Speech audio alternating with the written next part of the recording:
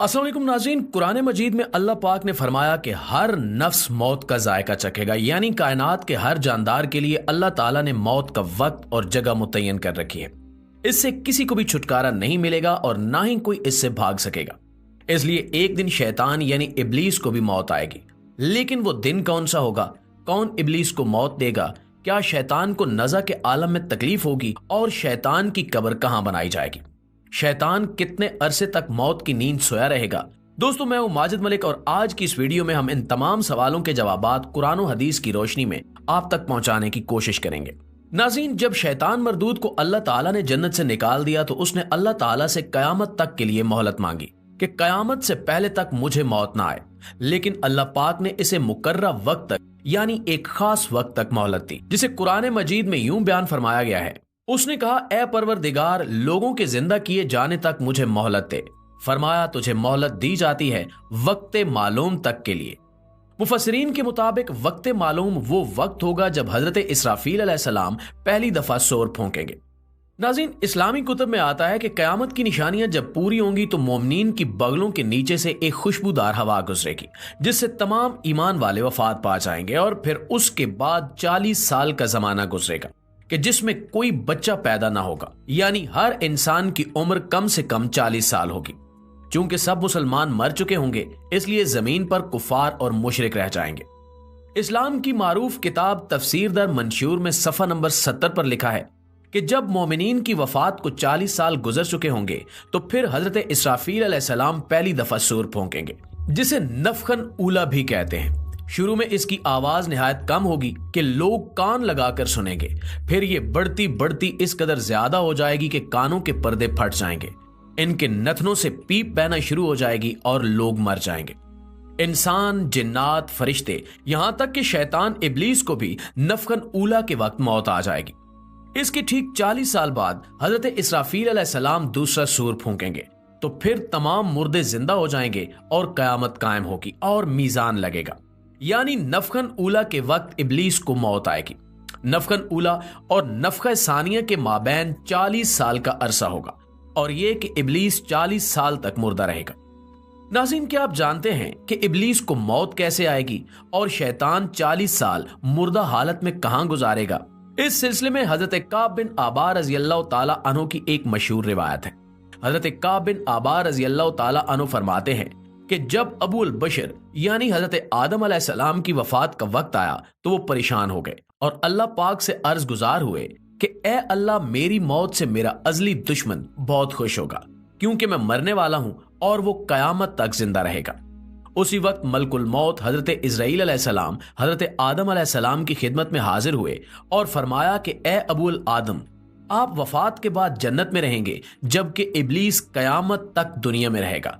और फिर कयामत से 40 साल पहले उसको ऐसी मौत आएगी कि वो पूरी दुनिया के इंसानों जितनी मौत की तकलीफ बर्दाश्त करेगा और फिर जहन्नुम ही उसका वाहिद ठिकाना होगा। हजरत काब रज़ियल्लाहु ताला अन्हु मजीद फरमाते हैं कि हजरत आदम अलैहिस्सलाम मलकुल मौत से फरमाने लगे कि मुझे इब्लीस की मौत का मंजर बयान करो। तो मलकुल मौत ने इब्लीस की मौत का हाल बयान करना शुरू किया। तो वो इतनी दर्दनाक मौत थी कि हजरत आदम अलैहिस्सलाम अपने आंसुओं पर काबू न रख सके। लोग हजरत काब रज़ियल्लाहु ताला अन्हु से कहने लगे कि हमें भी इब्लीस की मौत का कुछ हाल बयान फरमाएं। लोगों की बेजा फरमाइशों पर हजरत काब रज़ियल्लाहु ताला अन्हु इब्लीस की मौत का मंजर कुछ यूं पेश करते हैं कि अल्लाह ताला मलकुल मौत से फरमाएंगे कि मेरे गैज़ो गज़ब और गुस्से का लिबास पहन कर जाओ और इब्लीस की रूह कब्ज़ करो और इब्लीस से तमाम इंसानों और जिनों से ज्यादा सख्ती करना।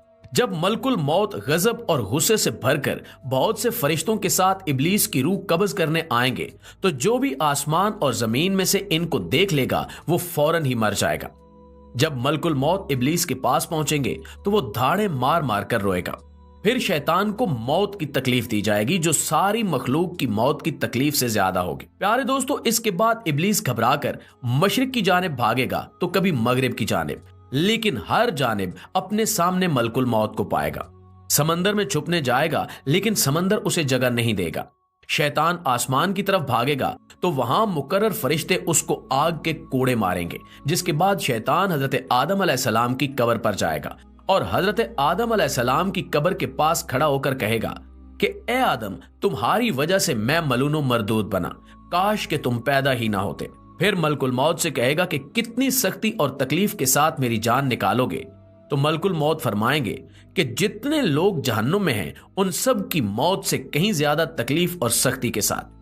ये सुनकर इब्लीस तड़पने लगेगा और चीखता चिल्लाता इधर उधर भागेगा और उसी जगह पहुंच जाएगा जहां से उसने जन्नत से निकलने के बाद पहला कदम रखा था। वो जगह आग के अंगारे की तरह सुर्ख होगी, जमीन चिंगारी की तरह हो जाएगी। यहाँ जुबानियां नामी फरिश्तों की जमात शैतान को घेर लेगी और ये फरिश्ते शैतान को जंबूरों और आरों से चीरेंगे और जब तक अल्लाह पाक चाहेगा उस वक्त तक इब्लीस हालत नज़ा और मौत के गुस्से का शिकार रहेगा और वहां जहन्नुम की संडासियां लगी होंगी।